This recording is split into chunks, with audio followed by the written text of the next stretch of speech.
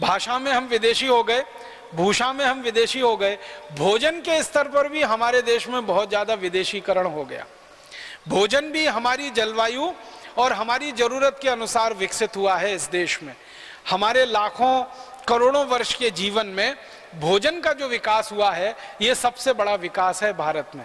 भारत में माना जाता है, सारे विद्वान इस पर एक मत हैं कि भोजन में जो कुछ हमने विविधता लाई है पिछले हजारों लाखों वर्ष में, ये भारत की सबसे बड़ी देन है पूरी दुनिया के। शायद भारत के भोजन में जितनी विविधताएं हैं दुनिया के किसी देश में आपको नहीं मिलेंगी। आप जानते हैं गेहूं भारत में भी पैदा होता है, गेहूं ब्रिटेन में भी पैदा होता है, गेहूं कनाडा में भी पैदा होता है, गेहूं अमेरिका में भी पैदा होता है, यूरोप के और भी कई देशों में गेहूं पैदा होता है। गेहूं एक ही तरह की फसल है, वो भारत में भी है, यूरोप के कई देशों में और अमेरिका में भी है। हम गेहूं का आटा बनाते हैं और आटे से फिर हम पूड़ी बनाते हैं, कचौरी बनाते हैं, हम पराठा बनाते हैं। पराठे कई तरह के बनाते हैं, पूरियां कई तरह की बनाते हैं, कचौरियां कई तरह की बनाते हैं, रोटी बनाते हैं तो रोटी भी कई तरह की होती है। कोई रोटी तंदूर वाली होती है, कोई रोटी चूल्हे वाली होती है, कोई रोटी गैस वाली होती है, तवे वाली होती है। तो रोटियों के बीसियों प्रकार हैं, पूड़ियों के बीसियों प्रकार है, कचौरियों के बीसियों प्रकार है, पराठों के बीसियों प्रकार हैं। माताएं बहनें यहाँ बैठी हैं, एक परत का पराठा, दो परत का पराठा, तीन परत का पराठा, चार परत का पराठा, ऐसे पराठे हमारे देश में घर घर में, गांव गांव, गली गली में इतने अद्भुत और इतनी विविधता वाले। हमारे पास क्या है? गेहूं का आटा। उसी गेहूं के आटे से खाने के लिए सैकड़ों तरह की चीजें हम बना सकते हैं, पूरी, पराठा, रोटी आदि के स्तर पर। यूरोप के पास भी वही गेहूं का आटा है, लेकिन उनके पास बनाने के लिए दो ही चीजें हैं, या तो पाव रोटी या डबल रोटी। दो ही चीजें हैं उनके पास। और उसको दो भी क्यों कहें, एक ही चीज है। पाव रोटी, डबल रोटी एक ही तरीके से बनते ही है, बस मामूली सा अंतर है। तो वो गेहूं पैदा करते हैं, गेहूं को पैदा करके आटा बनाते हैं, उस आटे से पाव रोटी, डबल रोटी के अलावा तीसरी रोटी बना ही नहीं सकते वो। हमारे यहाँ सैकड़ों किस्म की रोटियां, पूरियां, कचौरियां हम बनाते हैं। अब भारतवासियों का ये दुर्भाग्य है कि जिस भारत देश में हजारों साल से सैकड़ों किस्म के गेहूं के आटे से बनने वाले व्यंजन रहे हों, वो भारतवासी सवेरे से शाम तक पाव रोटी और डबल रोटी खाते। वो pizza, burger, hot dog, cold dog, इन्हीं नामों पे है सब वो पाव रोटी और डबल रोटी। पिज्जा कह लो, बर्गर कह लो, उसको बीच में से काट के सलाद भर लो या सलाद के बीच में उसको लगा के खा लो, बात तो एक ही है। तो आप देखो कि कितने नीचे हम आए, कितना पतन हमारा हुआ। सैकड़ों किस्म के व्यंजन जो हम गेहूं के आटे से बना सकते हो, उस देश के लोग पाव रोटी, डबल रोटी, पिज्जा, बर्गर खाने में फंस जाएं, तो ये भी हमारे सांस्कृतिक अधःपतन की ही निशानी है, या बल्कि मूर्खता की निशानी। मूर्खता इसमें पता है क्या है? कोई भी पाव रोटी और डबल रोटी जो आप खाते हैं ताजा नहीं होती। ताजा होती तो वो बनती ही नहीं, वो तो बासी ही होती है। वो एक दिन बासी हो सकती है, 2 दिन हो सकती है, 10 दिन हो सकती है, 15 दिन हो सकती है। यूरोप और अमेरिका में तो 3-3 महीने पुरानी बासी पाव रोटी, डबल रोटी मिलती है और लोग उन्हीं को खा के अपना जीवन चलाते हैं, गुजारा करते हैं।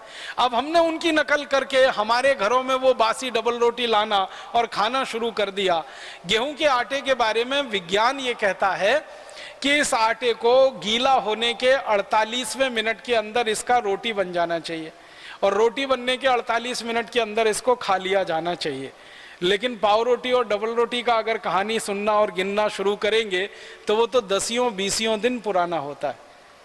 उसको खराब कर करके हम खा रहे हैं और फिर बड़ा शान महसूस करते हैं, अपने आप को बड़ा स्मार्ट महसूस करते हैं। हम पाव रोटी खाते हैं, डबल रोटी खाते हैं, स्मार्टनेस मानते हैं इसमें।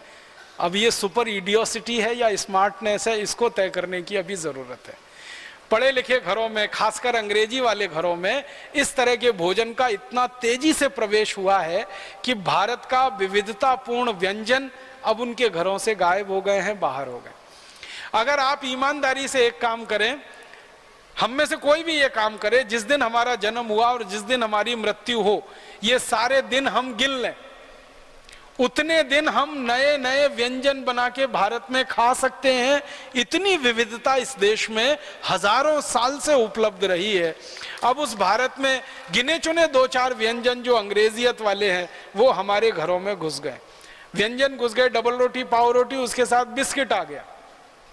जिस देश में ताजा रोटी बनती हो, ताजा भाकरी बनती हो, ज्वार की भाकरी बनती हो, बाजरे की बनती हो, मक्के की बनती हो, तीनों की मिलाकर बनती हो, उस देश के लोग बिस्किट खाने लगे, उस देश के लोग डबल रोटी और पाव रोटी खाने लगे।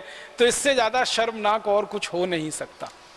तो भोजन के स्तर पर इतनी ज्यादा गिरावट हम में आ गई है। और इससे भी बड़ी एक गिरावट हम में आई है। हम भारत में इतने अद्भुत देश में रहते हैं जिसकी कल्पना किसी देश को नहीं हो सकती।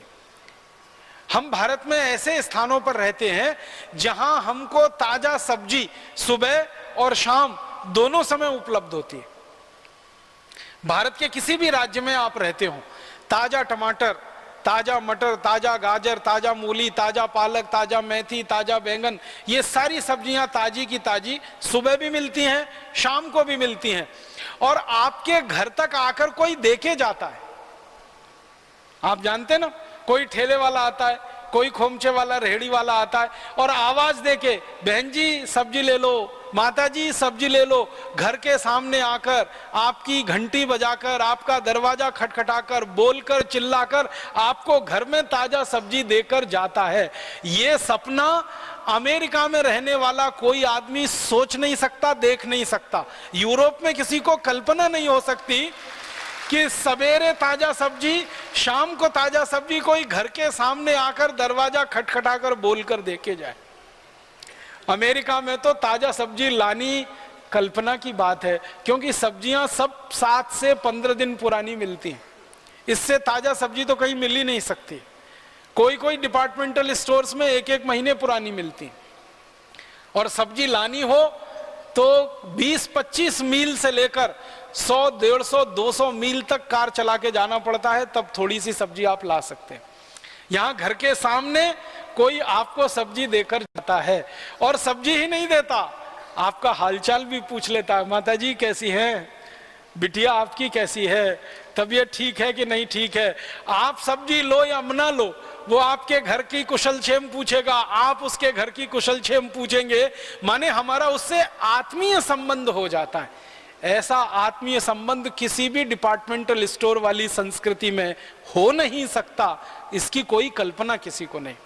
यूरोप और अमेरिका के लोगों को तो कोई ताजा सब्जी उपलब्धि नहीं है, उनके नसीब में नहीं है, क्योंकि उनके देश में होता नहीं है। बाहर के देशों से उनको सब आयात करके लाना पड़ता है। अब मुझे जो दुख होता है, अफसोस होता है, जिस देश में ताजा टमाटर सुबह भी मिले, शाम को मिले, वहां के लोग टमाटो सॉस खाएं जो 2-2 साल पुराना है, पता नहीं 3 साल पुराना है, 4 साल पुराना। जब ताजा टमाटर मिल रहा है, उसकी चटनी बनाकर हम सुबह खा सकते हैं, शाम को खा सकते हैं। हम बाजार में जाएं और Maggi hot and sweet tomato chilli sauce लेके आए, और फिर किसी से पूछे भाई क्या है, तो अंग्रेजी में कहते हैं इट्स डिफरेंट। वो डिफरेंस क्या है? उसमें 3 महीने पुराना सड़े गले टमाटर का रस, ये है डिफरेंस उसका। ताजा टमाटर हम खरीदें 8-10 रुपए किलो मिले, और टमाटो चिली सॉस खरीदें 200 रुपए किलो मिले, ये डिफरेंस है उसका।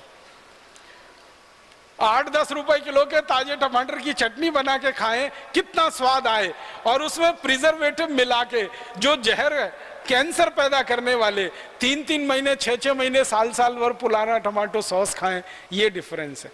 माने मूर्खता की पराकाष्ठा हमने जो है ना लांग ली है।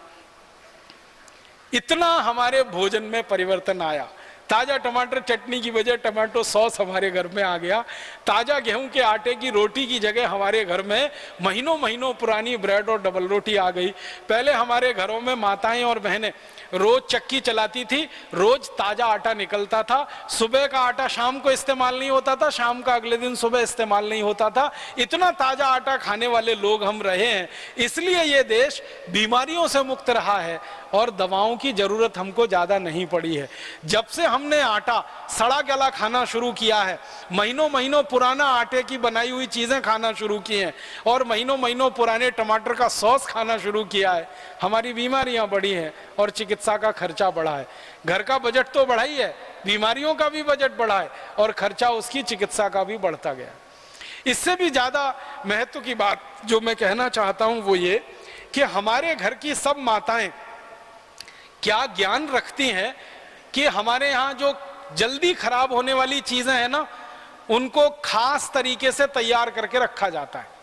जो चीजें बहुत जल्दी खराब होती हैं, जैसे आम बहुत जल्दी खराब होने वाली चीज है, जैसे आलू जल्दी खराब होने वालों में गिना जाता है, जैसे गाजर जल्दी खराब होने वाली चीज है, जैसे मूली जल्दी खराब होने वाली चीज है, जैसे बंद गोभी पत्ता गोभी जल्दी खराब होने वाला, शलजम जल्दी खराब होने, माने जो भी चीजें हमारे घर में हमारे आसपास में जल्दी खराब होती हैं, जिनकी शेल्फ लाइफ कम है, उनको हम विशेष तरीके से तैयार करके रखते हैं। और वो विशेष तरीका है अचार डालने का।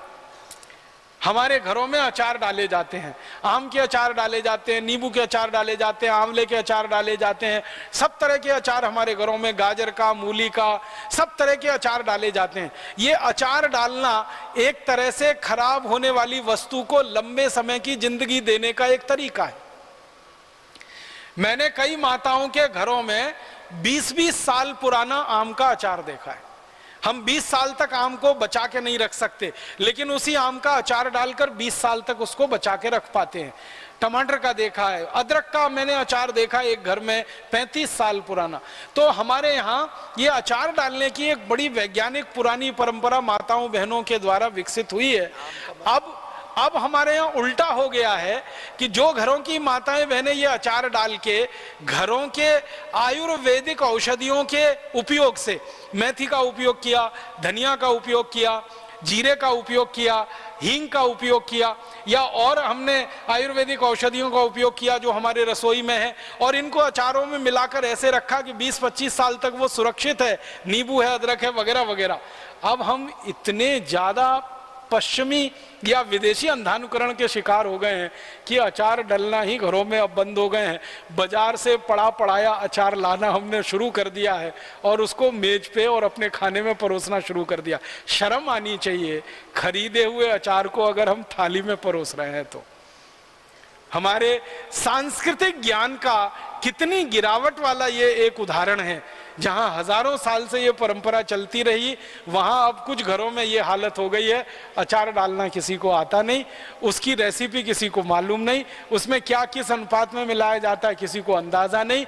तो इसलिए बना बनाया बाजार से खरीद लाते हैं डब्बा बंद, और उसमें बहुत सारे केमिकल, बहुत सारे प्रिजर्वेटिव शरीर को भी नुकसान करते हैं और हमारे भोजन को भी बेस्वाद बनाते हैं।